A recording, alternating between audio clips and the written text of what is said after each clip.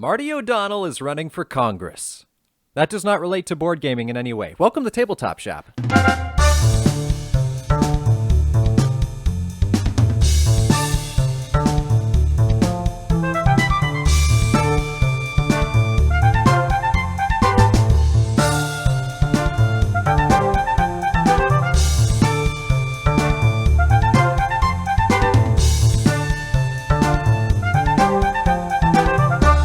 And welcome back to the Tabletop Shop podcast. This week on our globally distributed audio file, we chat about arguably the most popular flip and write on the market. Then we're delving a little bit into acquiring games and if you should buy new or used. I am one of your co-hosts, Nate Clark, and as always, seated halfway across the country from me is your other co-host, Mr. Cody Pennington. Nate, because I am so engaged in this podcast, I'm looking at this meme right now that I want to tell you about. It's just a sentence that says, Frederick is the best name because it has 6 names in it. But I'm trying to figure out the 6 names. Wait, 6 names? Wait, Fred? Yeah. Derek, Rick. Fred, Derek, Rick. That's 3. Frederick, its own name. Well, 4. I didn't think of that one. Guess Red, maybe? People go by Red. Red. That's not a name. Why? Oh, come on. Red's a name. I mean, it's a dumb name, but... It's a decent movie, though. Yes, it is. Not Red 2, though. Red 2 is a bit disappointing. But still, Cody, that's 5. If we include Red, that's only 5 names. Well, if you think of the 6th one at some point in the podcast, let me know. Intro question for you, Cody. And I may have to qualify this a little bit. What is the most medium weight game that you own? You know, like we always talk about, medium. You've got heavy games, you've got light games. In your collection, you can take a second, look at your list of games, whatever. What's the game that you feel is the most medium weight? Most medium. It's like if you say something's whelming, which isn't really a word, but you have underwhelming and overwhelming, and then you just have whelming. It's just weight-wise, what's your most whelming board game? Okay.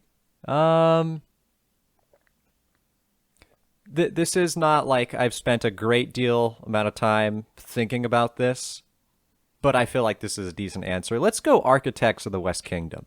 I was thinking Raiders of the North Sea, just trying to think about your collection. So that's relatively close. Yeah, Raiders of the North Sea is pretty similar. You could go to Board Game Geek and see if you have whatever game is closest to...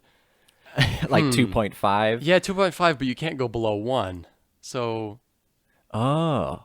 So still... 3 would be middle then. 3, yeah. Actually 3. But 3 is already I feel like getting kind of heavy. I think Castles is supposed to be a 3.0, or at least it used to be a 2 on point BGG. something, 2.96 or something like that. Yeah.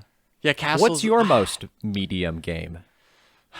Castles is close. Well, but let me ask this clarifying question. Are you saying this is the most medium game just representative of board games that exist, or it is the medium of our collection? I would say of board games that exist, or just kind of for your reference point being every game you've ever played, basically. Yeah.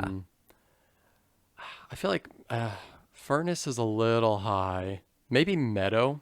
Meadow feels pretty medium. Furnace isn't high, but I feel like Meadow's a little, just a step down from Furnace, maybe. And pretty medium. I would Furnace is weird. I think of Furnace as a lighter game, but it's definitely a bit mind-bending as you get into it. It is, and it can be really thinky. But then it comes down to how do you determine how you would figure out how do you qualify the weight of a game anyways, right? Is it the amount of rules? Is it whatever? So, yeah. Did I sell you Anachrony? No, I didn't. But do you still have it?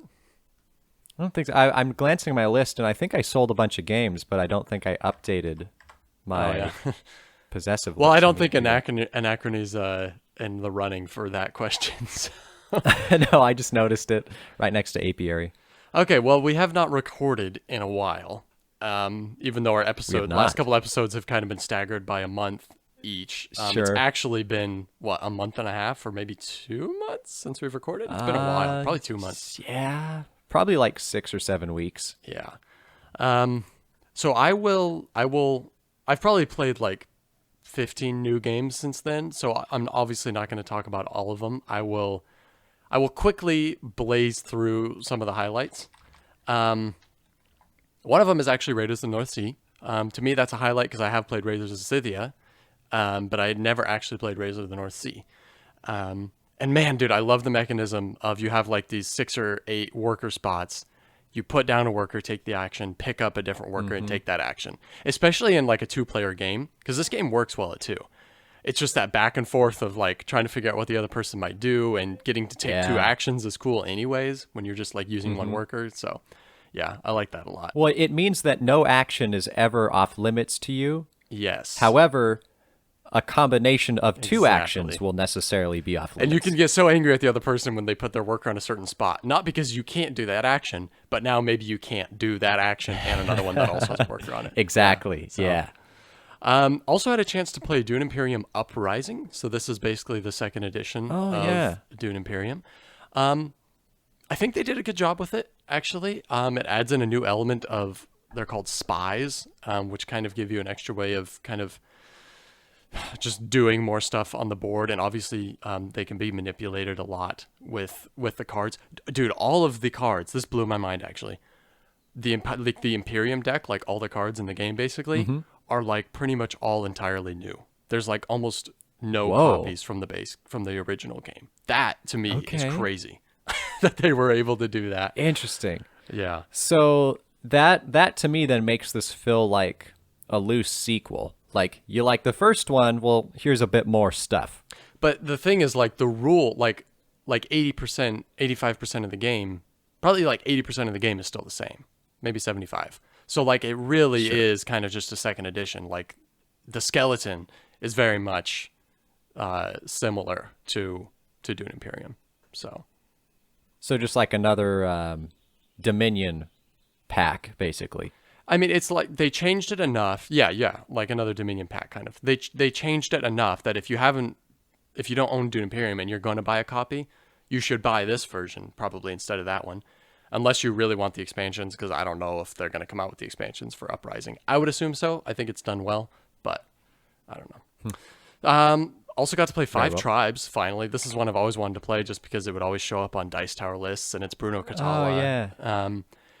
It's simpler than I would have expected, but it's got this, it's like the Mancala mechanism basically, where you like pick up a bunch of meeples from one spot and then you distribute them across the map, and wherever you end up, you get to do something.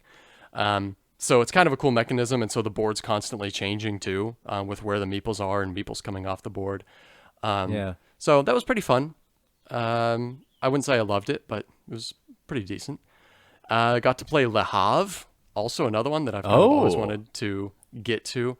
Man, I think I just don't love Uwe Rosenberg games. I think resource conversion as a mechanism, if you can call that a mechanism, is something that I don't really love. I find it interesting, but I always overanalyze and then don't make the most effective move anyways. So I'm just like angry at myself constantly. But yeah, Le Havre is a lot of that. Same like Feast for Odin is that way. Aura et Labora is that way. There's just a lot of resource conversion, and they're all kind of like different flavors of the same type of game. But it's a decent design. Played it a couple times. And then Food Chain Magnate. Yeah. I really want to play this again. We haven't played it again, and I really want to. This game is so weird. So we played it at a convention, actually, and 5 of us sat down to play Food Chain Magnate. And none of us had played it before. We learned it from the rulebook, all 5 of us. So it was a very rough. That sounds miserable. A very rough first game. But we were all down for it. We're like, we know it's going to be rough, but we all want to play this. There's nobody here to teach it, so let's just do it. And it starts off like there's not actually that many rules, really. And so it starts off, and like what you're doing in the game is actually super straightforward and simple.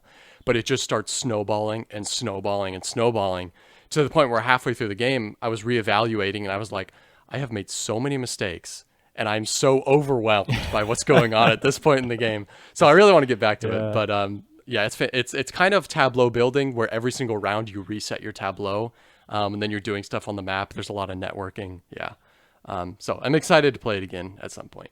And last but not least, a game that I used to own and I never played it, and I sold it, and I wish I had kept it. Terra Mystica.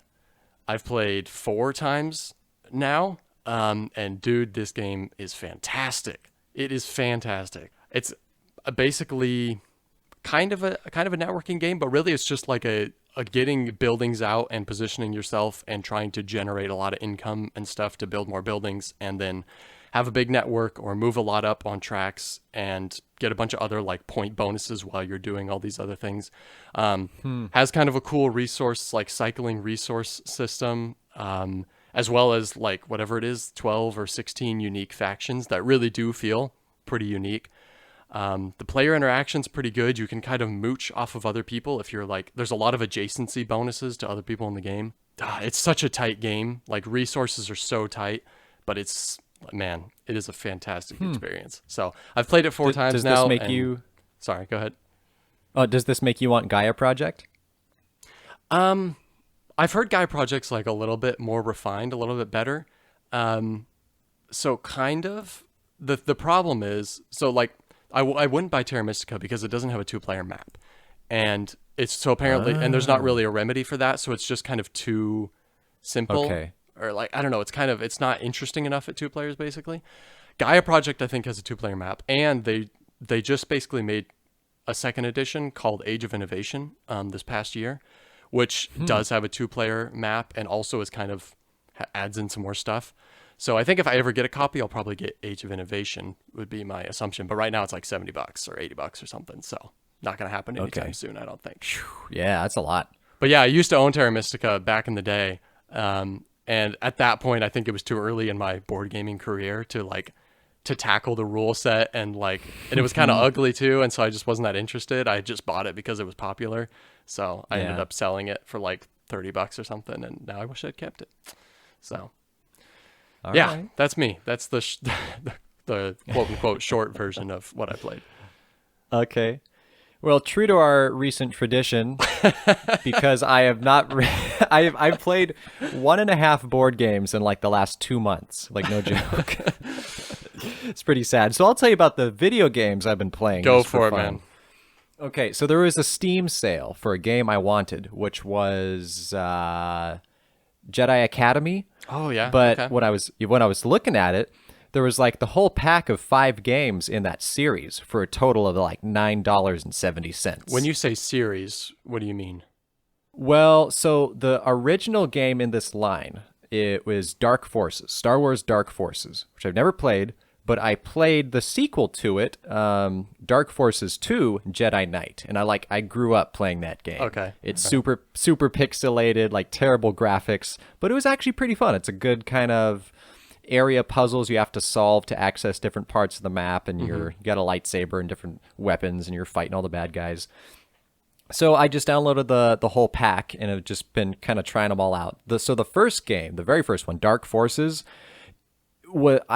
I played for about 90 seconds, and then I turned it off. You're like, nope, too old. Because, well, it is so old that it's like a mock 3D system, to where you're sort of navigating a 3D map, but let's say you take an action, like you take a punch, your fist suddenly appears in front of you on screen and then like goes away. Like, that's a punch. Like this super like almost 8-bit style. So it was garbage. But, you know, it's not a bad deal. Basically averaging less than $2 a game. All right, checks out. Yeah. And so now I work my way through, and I'm playing currently Jedi Outcast, which is the sequel to the one I grew up playing, Dark Forces. And it's not bad. The graphics are quite a bit better. It's still kind of old. What year is that one? Yeah, it's fun. It's like early 2000s. Let me look this up. Did you ever play Knights of the Old Republic? I tried it, and I got super bored. It's a very different style. It is. It's like a D&D based basically thing in Star Wars format. Yeah. Yeah. But the story is good. Outcast is. Oh, I've heard it is. Is it worth it though? Well, it's what's cool about the game is that you can make good choices or evil choices, and that affects your character and the outcome of the story.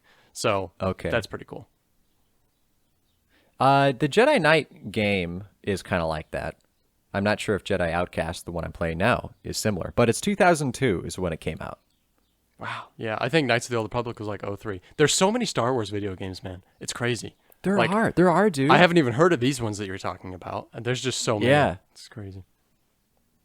Well, they're also old that like they barely even run on my fancy new Windows 11 right. computer. So it's like they have to run in windowed mode, and it's like takes up a third of your screen. Yeah, it's rough. It's fantastic. It's like on my laptop, I still have just a folder that has all of Halo Combat Evolved in it, and I can just open up that folder and click on Halo Combat Evolved, pull that Yes. bad boy up. I definitely still have that, dude. I love it. It's perfect. Fantastic. All right, should we move on to our game of the week? You got anything else? No, that's it. Let's do it.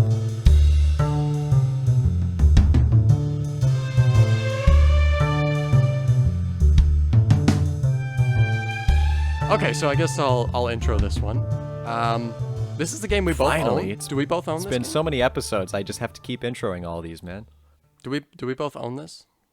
Yeah, I do own it. Okay. All right. I didn't know if you'd gotten rid of it or not, because I don't think you like it as much as I do, but I guess we'll figure that out as we go. So, Cartographers is a flip and write, where it's a very puzzly game where it's played over the course of 4 rounds, and there are cards that are flipped up within a round that give you shapes, and maybe some shape options, maybe some color options, a combination.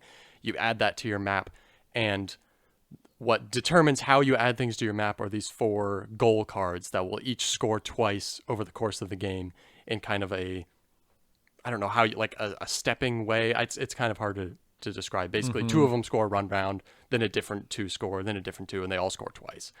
So you're using those 4 scoring goals to dictate how you how you choose what to put on your map and how you add it. And that's it. Every once in a while you flip over a monster that you then get to basically attack the other person's map with.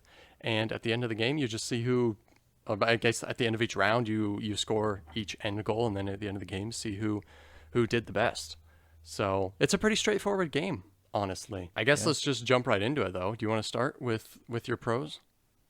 Sure. My first pro is 1.5 points, because the first half point is just that it's quick and easy.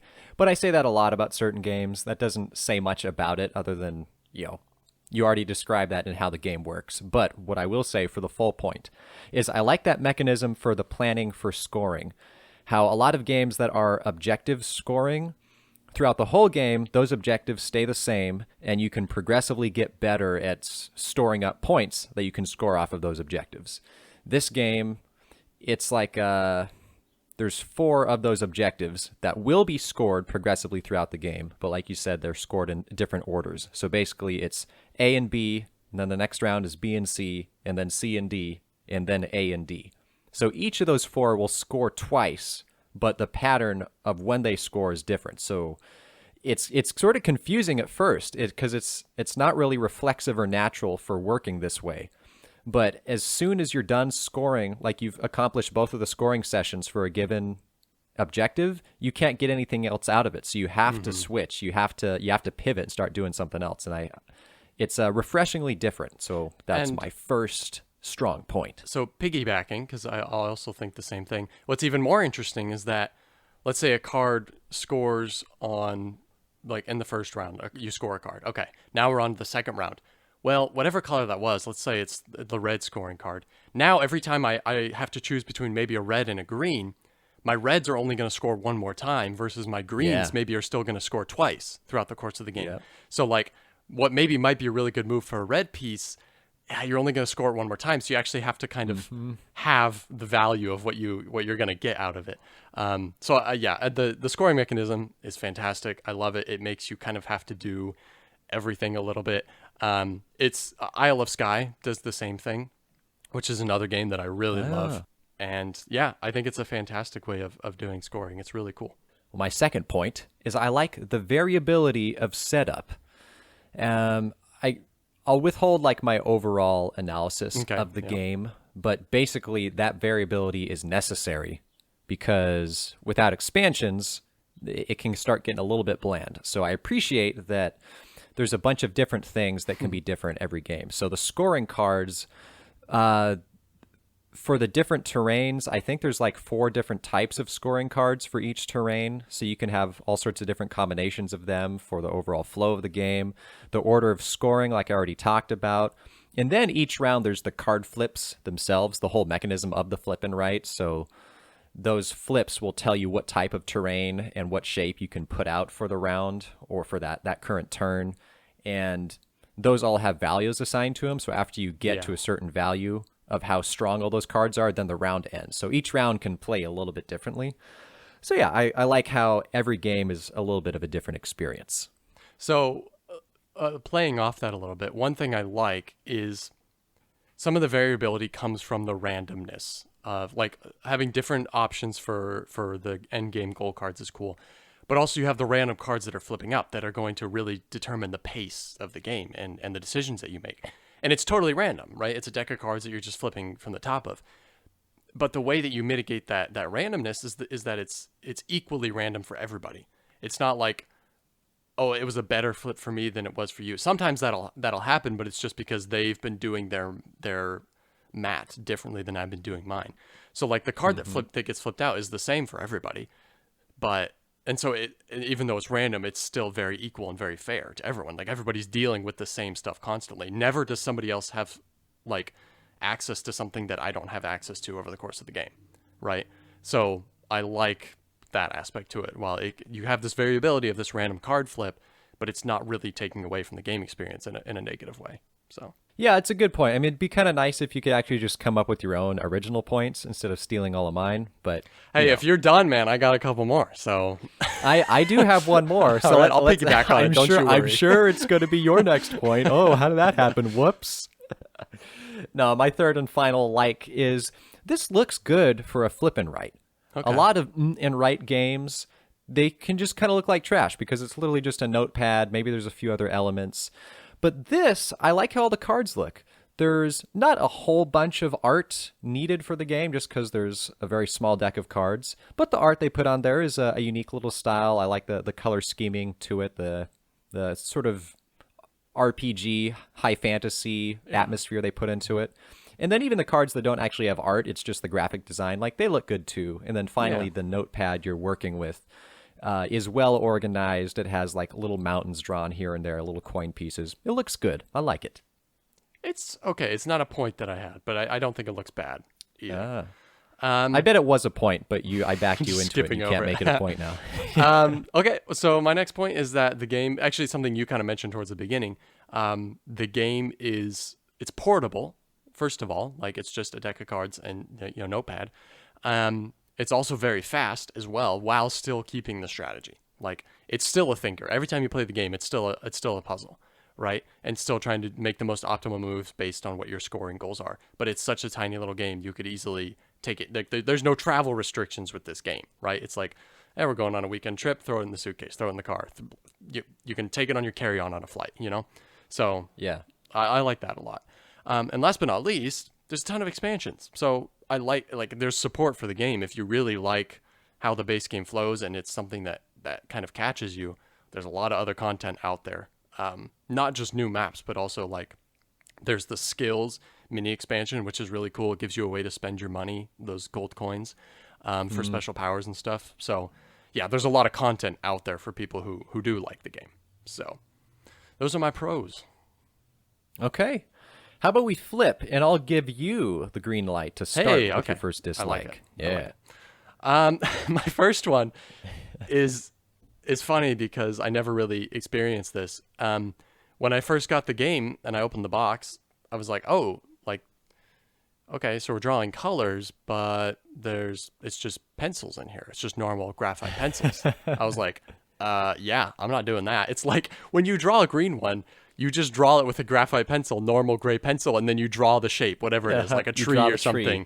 And it's like, I'm not doing that. I'm not doing that. So from the very first game, we played with colored pencils, and we've never played another way. And that, I believe, is because I've seen pictures of people who've played this with just normal pencils. That is not an option. Like, not at all. Like, this game should have come with a package of cheap colored pencils. It just should have. There's no question about that. Yeah. Yeah, not a bad point. Mine's not exactly that. My first dislike is just that my maps always look terrible. Because this is the problem with roll and writes for Yeah, man. we who are not artists is I can't draw good. And it's a bit misleading whenever you click on the BGG link for games like this. And this one, for example, it's like the cover image is there's like this immaculate dragon that's all colored in, and then like forest land and You're farmhouses. like, that looks fantastic. It looks incredible. But the thing is, those people spent like 3 hours playing one game because they spent all No, their time they probably just didn't doing even play art. the game. Like they just played. They took a played sheet and then they just added a bunch of like fancy art to it. And then they submitted it and became the cover, and they got like 10 geek gold out of it. Yeah. Losers. Wow. Okay, yeah. Anyway. That's a similar point for sure. It's just like it's going to be ugly. You're drawing stuff. Same with that was a complaint I had with a Dinosaur Island roar and write. It's just ugly.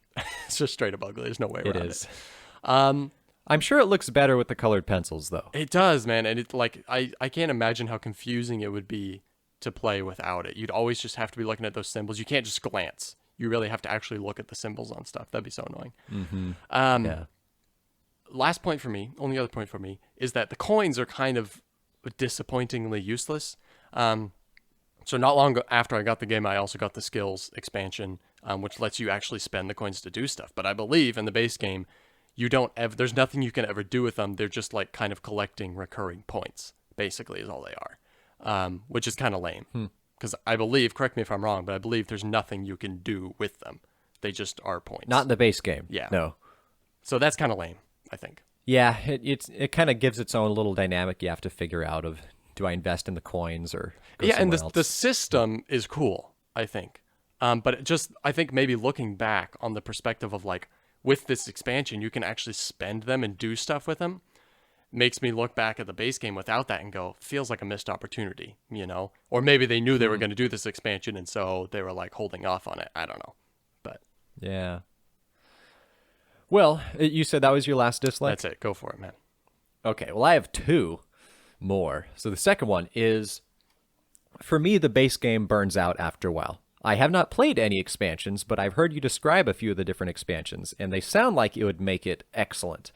But even with all the variability that I was commending for the setup and the game progression, the game, it needs a bit more. You need to invest a little bit more. So it is on the top of my list, is getting some Cartographers expansions to make it a bit more real. You know what I'm saying? All right, mate. Yeah, that's pretty good. So yeah, that's point 2, and point 3 is just kind of a minor complaint, but this runs into the King Domino problem in terms of realism, where King Domino, you're drafting somehow territory and slapping it down into your kingdom. It's the same thing here. It's like the whole premise of this is that we're mapping out lands, but Right. no, we're all getting the same communal piece of land, and then we decide where to put it in this chart. Like, that's not how it works, man. It's definitely not cartography, whatever it is. It's not. It's the opposite. We should call it uncartographers. Or, since you're just not supposed to say anything about that aspect, it's the silent cartographer. Video games. That's a Halo joke, in case you So didn't get it. what's your consensus on this? Because like I said, I'm fairly certain you don't like it as much, or maybe that kind of was. I guess that kind of was your consensus there. It's just that it doesn't have the replayability in the base box.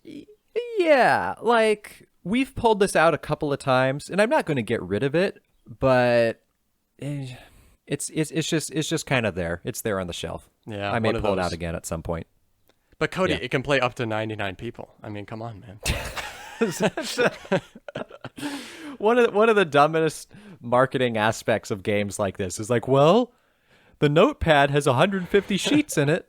I guess we can call this one to 150 people. Right. There's nothing, And then you have to buy a nothing new stop copy us. after you play with 150. It's a one-time use. It's a legacy game. Yeah. Yeah. I think the too game's great. I think it's a fun puzzle. But I also didn't play just the base game more than once or twice, I think, before I already added in the skills expansion. And then not long after, also picked up the first 3 map packs. And I like the game quite a bit with that extra content. I think I agree. I think without it, it's a game that I wouldn't play more than a couple times a year, maybe 3 times a year, 4 times a year, or it's something that I would only play if we were traveling and I had limited, storage space or whatever. Sure. Because it would get old pretty quickly. I can definitely see that. Yeah. Here's the deal. Have you had a chance to try Three Sisters yet? No, I haven't.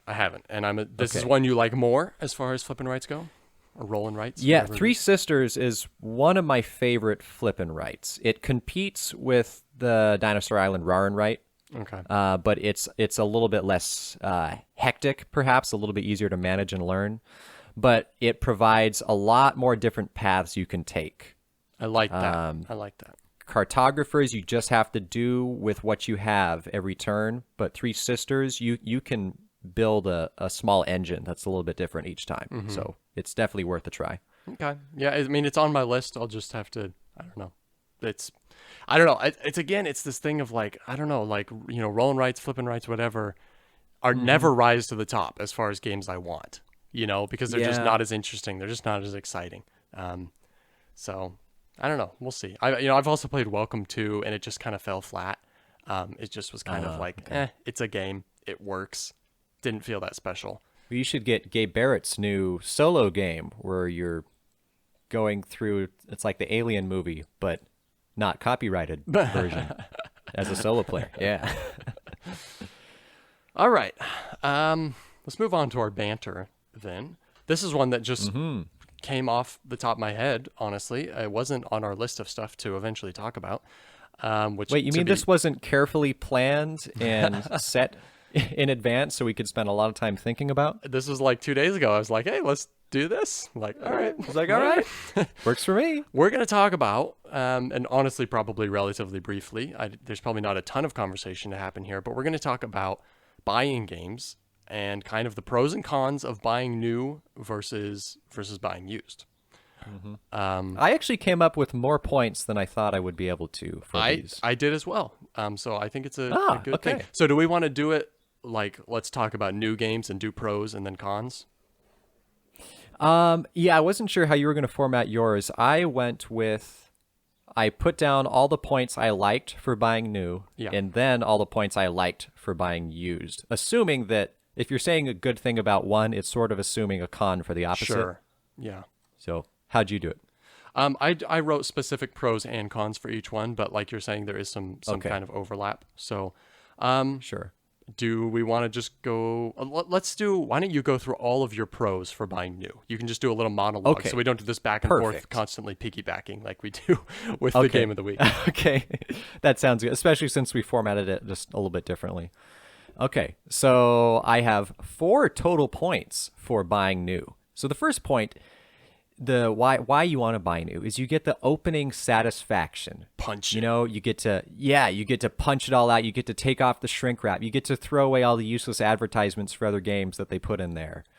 You get to assemble the things, and it feels new. It feels more exciting. You know this is a new game. I think that probably most collectors will lean towards this. There's the collecting aspect of if a game's out of print, you have to buy used, and we'll get to that later. But as a person wanting to collect some dope new games, you want it to be new. It's better that way. And as a side bonus, you also get to keep all the little extra punch outs for prototyping because there's always little Hey, extra yeah. pieces in the punch boards. Just saying, collect those. That's point number 1. Point number 2 is you don't have to wait and search for something that you want. Like if a game is out, you don't have to like peruse the used market and hopefully find it somewhere someone's selling it, or you're trying to like wait for a given price. You can just buy it. You can buy that exorbitantly priced game immediately. Do it. Unless it's out of print.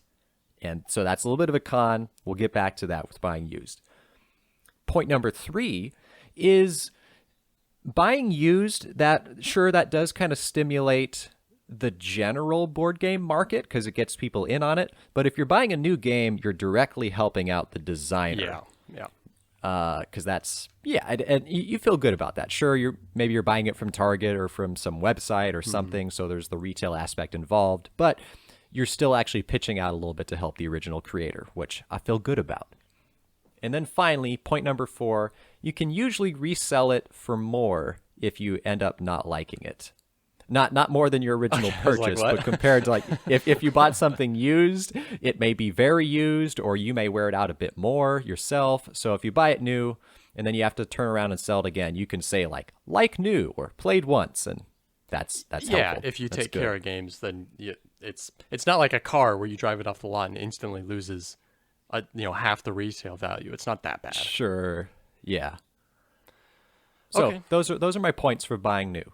Take it over, son. Yeah. Obviously, punching it's very satisfying. Like it's like if you get a board game for Christmas. You get to open the present on Christmas. It's like, wow, I got a board game. Awesome. You get to open a present. And then opening the board game is like opening another present, It's like a present within a present, It's like another it's just like another stimulus, It's like, yeah, it's just so satisfying and so exciting, Because there's this new experience that's waiting for you and it's brand new, crisp, ready to be punched out and sorted and everything, So there's a lot of excitement that goes with that. Another thing that you mentioned that's very true is that it supports the publishers and even the distributors. So, talking about online retailers and stuff, if you're buying from Game Nerds or Boardlandia or whatever, you're supporting the people that are making their living off of this market. You support the designer and the producer or the publisher. And yeah, like you said, even if you don't buy directly from the publisher, no matter what, like if you buy secondhand, obviously they're not getting any money off of that. So you are supporting the industry. Also, if something's missing by chance, you can reach out to the publisher and you'll probably be able to get, replacement pieces, replacement parts, whatever. Good point. Right? That's not a thing you're going to be able to do used, obviously. So, it's like, yeah, well, if you get something used, it's like, I hope everything's there. They said everything's there, right? You don't, but with a new game, you expect that everything will be. And if not, probably you're going to be taken care of. And then last but not least, something that I like, and this is almost just like a board game buying tip. If you want to buy new, but you want to cut back on the price a little bit, there are some retailers that do a ding and dent, which is stuff that was maybe damaged a little bit in shipping, whatever. It's still new and shrink. Maybe the box has some damage a little bit, whatever, but it's going to be discounted, So it's kind of like stuff that goes on sale that is still 100% brand new. There just might be a little bit of cosmetic wear. And some people really don't want cosmetic wear in their boxes, and I get that. But other people, don't care as much if they can save $5 or $10. So that's another option you can do with new games. Well said. Well said. Do you want to flip it and go through your points for buying used? Yeah, let's do it. So used, kind of the flip side of our first point for new games is that it's already punched. And some people like that, especially people who buy a lot of games maybe appreciate like not having to punch out a game, just being able to, like, you get the game, instantly whip it out. You can already play it right away. You don't have to spend a bunch of time. And honestly, some games, I just punched out a game called Bosk. That was a pain. I think it took 20 minutes just to punch out the pieces and put them together and everything. Rather annoying. So that was a game, honestly, I would have preferred getting used like new instead of getting brand new and shrink. So situationally, that can be a thing. The obvious thing about buying used is it's going to be cheaper. That's the main purpose people are going to buy used, is because it's already been used. So, you get a discount on it. Sometimes people are really just trying to get rid of something too. So you can get a really good deal on it. Not just like the average used price, but you can even like get an even better deal. Or some people will be like, yeah, if you buy like 5 games from my collection, I'll give you like 20% off, whatever. So it's deal hunting basically, right? You can go through all the board game marketplaces and BGG and all this stuff and hunt for the best deal. The flip side of course is that, like, if something's not available on the used market, then it's not available on the used market. What are you going to do, right? So last but not least, environmentally, you're not buying stuff that's just producing more plastic and more trash, right? The game is being recycled kind of, or the game is being reused. Instead of you buying a new version of the game, you're buying a used version. So that's like the direct opposite of like buying new games. You support publishers, that's great, but you're also like just contributing to more like plastic and all that kind of stuff. So two sides of a coin there. Yeah, I have a mixed relationship with that because there's such climate alarmism in the world that I almost like take delight in buying extra plastic and whatnot.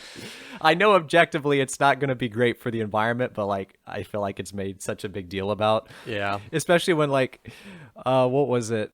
Expeditions from Stonemaier Games arrived and like all the bags were these funky, weird, like hard to see through plastic, where it was like obviously some sort of like environmental thing. But the thing is, because they came like that, I threw them away. I didn't want to use them. So it ended up being not more solving wasteful. any problems. If they just sent good bags, I would have kept them and used them. And Anyway, that's a whole side. There's other practices that people do that, like, instead of cards coming, like, a lot of times decks of cards in a new game will also be like wrapped in plastic. A lot of times they'll do paper sleeves over stuff, which is fine. Cards are never damaged, so there's no reason not to do stuff like that. Yep, agreed. However, do wooden pieces instead of plastic pieces when you have the option. For quality reasons. For quality purpose. It just pure happiness. Yes, seriously. But anyway, I guess I should talk about my points for buying used instead of going off my tangent. Good luck with legacy games. Yeah, there's not exactly a market for that. No, not really. I guess that's actually a con. I just kind of thought of that earlier, so I added it down. But That's a good point. there's that. Yeah, thank you. However, yes, it is much cheaper to buy games used, and as far as I have encountered, there's not very much risk involved. I feel like the community is pretty honest. Right. If you're not trusting, you can even just like glance through the game to kind of make sure everything's there. But it's really not that bad. It's a good way to run the market. Another advantage is that you can get things that are out of print. Obviously, this is not an option buying new if it's not being sold anywhere. So all you collectors out there who really want to get a specific copy of something that has had its third and final print run like 10 years ago, then there's still a chance for you to find it. Granted, you may have to spend like twice as much now, ironically, just to get it, but at least it's still an option, And then finally, this isn't mega compelling because it maybe doesn't actually happen that frequently, but it can allow you to get to know your local gaming community a little bit. Because if you, I'm part of for my local city, like the Tabletop Gamers Club Association / buy, sell, trade, all that fun stuff.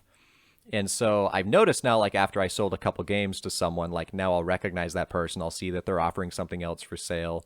So there's like some chance that you can actually kind of get to know a couple people. And when I was selling games a couple months ago, just to kind of clear out a lot of the ones I wasn't playing, I feel like it was like every other person that I handed the game off to.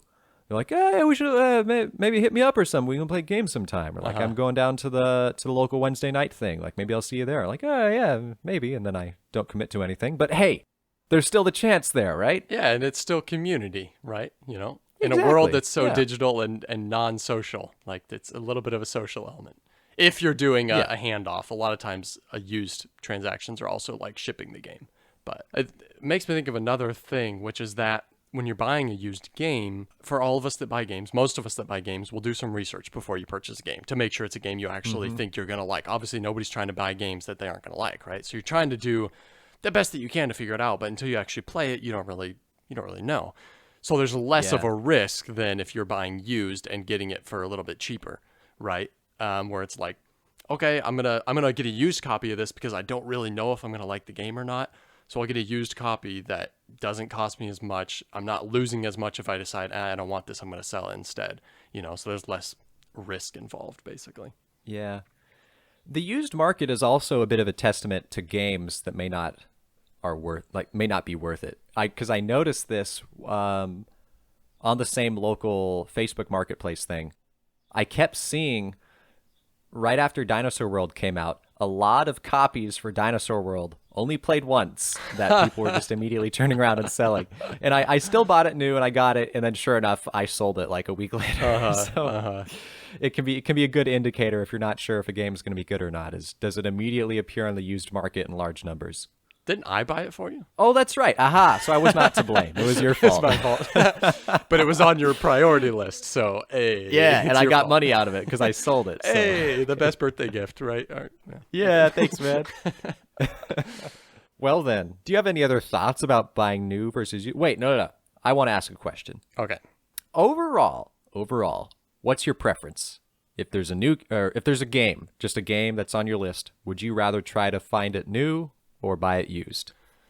My preference is usually used. I usually look for used first just to see if there's a good deal out there, basically. I kind of like deal hunting, so I'll always just go see, I always check BGG Marketplace and see, oh, here 8 months ago somebody listed this for half of what it is MSRP. That's a good, like, I'm gonna pursue that and see.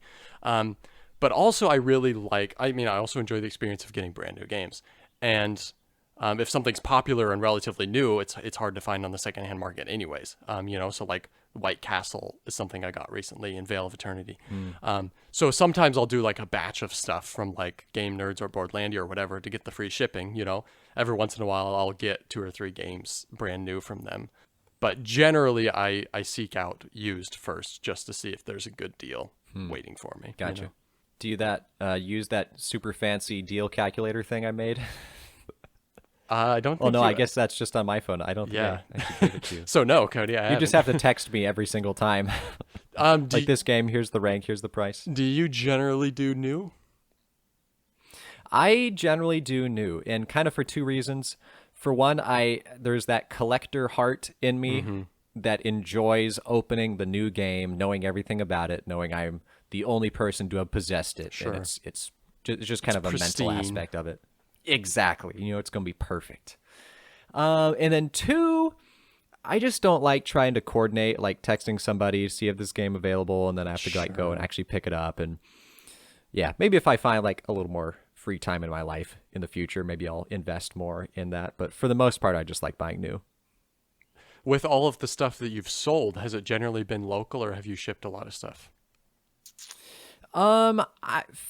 Kind of in the early days of selling games, I would try to post it available for shipping just because there's a little bit broader audience you can get out to or customers actually buy. But it's also at the same time a bit of a hassle because you have to make sure you have all the right size boxes, and you have to package it, and then you have to print off the label, and then it's effort, dude. It's well, then you actually have to, if you're doing it as like a Facebook listing, you have to go through all the effort just for one game. Whereas if I can just take one picture of a pile of games and list all the prices, it's a little bit easier doing it that way. And if you're not if you have the space to hold on to them, just list them as local, and eventually they'll sell. Like, keep updating the listing every once in a while so it resurfaces back. People see it more often. If you don't need the money and you don't need the space, it's definitely the less hassle-full way to do it. Yeah. All right. Well, I was going to do an outro, but that's you. We're so early. Our board banter was so small that it feels weird to be ending so early, but if it had to be done. Had to be done. Yeah, then I guess. And remember, never trust a bunny.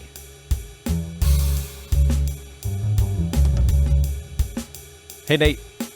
I'd like to welcome you back to the outro. Hey, it's a real outro. Hey, go, if you're watching this on YouTube, go listen to it on Spotify now. And if you're listening to this on Spotify, go watch our YouTube video. Get us all those double views. And send us an email to tell me you did that, and I will thank you with an email. And subscribe to the Ruy Boss channel too, just because. And the Ruy Boss Comedy channel. Hey.